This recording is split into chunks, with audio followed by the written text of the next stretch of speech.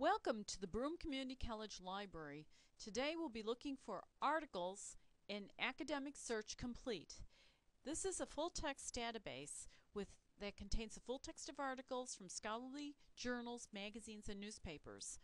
We're looking for articles on college students or at least students and study skills.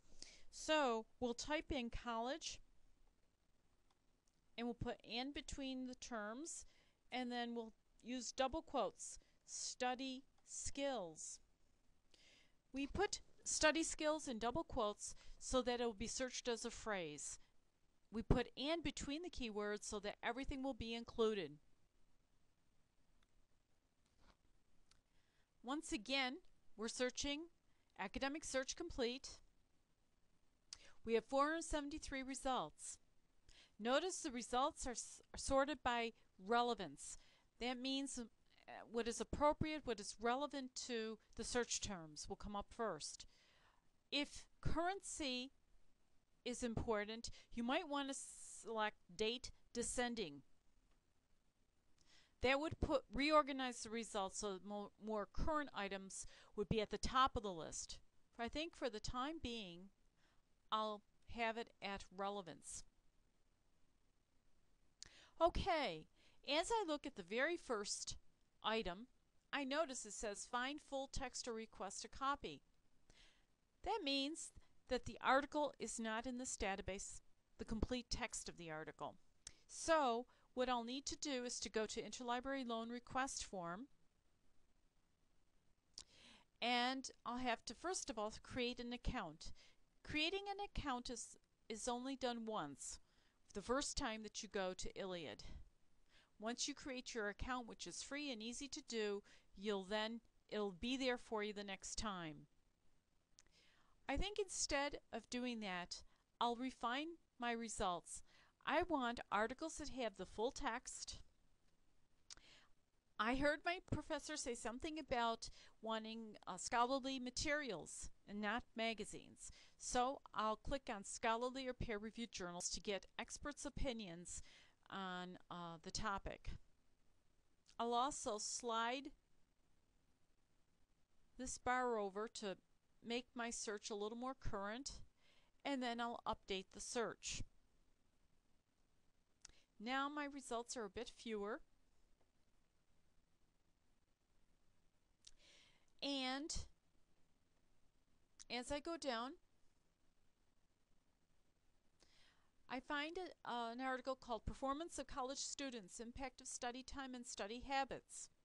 I think I'll click on the title, and this way I can take a better look at it. It's coming from the Journal of Education for Business.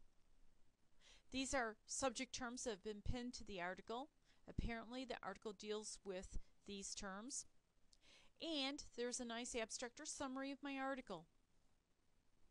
At this point, I can go over and I can choose to print the article, email it, save it to a thumb drive, or even cite it. This is a nice feature that's been added.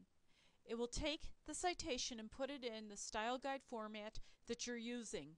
I often recommend to students that they keep a Word document in the wings. This way they can highlight, right-click, and copy the citation right into a Word document.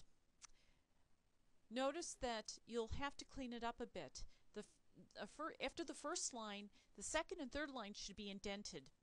Okay, we're still not at the level of the actual text itself. So for that, we'll have to take a look at the left sidebar, and sure enough, there's a PDF file that contains the complete article. As I look at it, notice that our authors are coming from Arkansas State University. They must know something about the topic. At any time, if you wish, you could also request an advanced search. Also, we can go to Choose Databases. There are times when perhaps Academic Search Complete may not be enough. We may need something more specific. For example,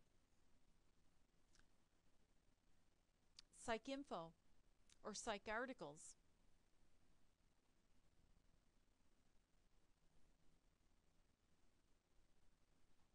Now we are in PsycArticles. Notice that the interface looks the same as the database Academic Search Complete. That's because they're both produced by EBSCOhost. Another way to get to other subject-specific databases would be to go to the complete list of databases.